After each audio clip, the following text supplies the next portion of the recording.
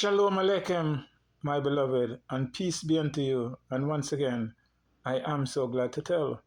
Melech Shlomo, or King Solomon, in the book of Kohelet, or Ecclesiastic chapter 1 verse 9 states that there is nothing new under the sun. Okay? And that's what I'm going to talk about today. Many of you have heard of the Great Charter known as the Magna Carta. Okay? And the Magna Carta plays a very important role even in American history today. Now, let's go back and visit it. During the time of the kings of England, King John of England in the year 1215 was handed the Great Charter, the Magna Carta, by the noblemen of England, the bankers, the clergy, etc., to sign it into law to protect certain unalienable rights that the people have. Okay? The king did it, he signed it into law, and it becomes known as the Great Charter, the Great Magna Carta, June 15, 1215 CE or AD. Now, it's interesting, when the framers came here to this country, and they were trying to make like a New England, New York, New Hampshire, etc., etc., they start to see that the king was violating their rights, okay? So what they did, they organized and they started a revolt, which we know later on, as history told us, they were successful. Because no military might can beat an idea, okay? An idea is the most powerful thing, and it cannot be beaten with carnal weapons. And that's what the framers used and defeated King George of England. Now, what's interesting about that, at the Second Continental Congress, July 4th, 1776, at the Declaration of Independence, the framer, they put it in writing, make their statement as to why they revolted. And in a nutshell, their rights were being violated. They were not getting due process. There were taxation without representation. People were losing their property without proper due process. People were being sent to prison without a trial.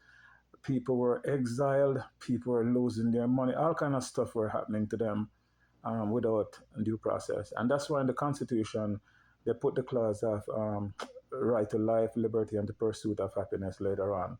But yes, the reason why I said that is because they didn't want that to happen here again. And look what's happening today. We go around and come right back around to the same thing. People are paying taxes without representation.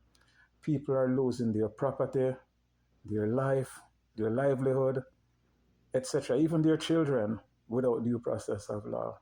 Okay, the same thing. Now, the tyrannical government that is in place right now, they're not even hiding it anymore. Okay, they are not even pretending anymore. They are blatantly denying the people due process. Okay, in these kangaroo courts, and Black's Law Dictionary defines kangaroo court as a sham proceeding in which the rights and safeguards of a person are totally disregarded and the outcome is already predetermined. Okay, I have sit myself as witness inside of these administrators' offices known as kangaroo courts, and I watch people lose their property within 5 minutes, no due process.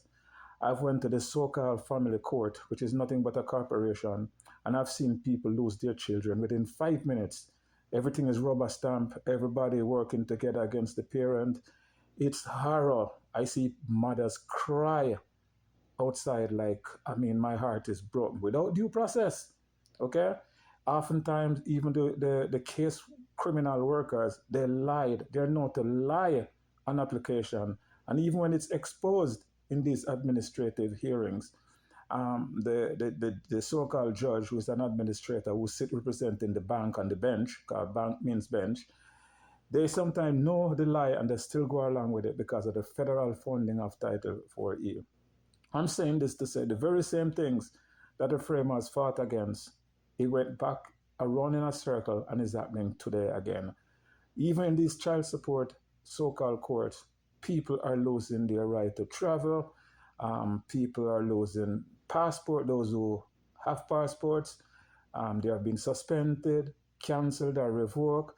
The driver's license that they use to do business and commerce on the highway, they have been suspended.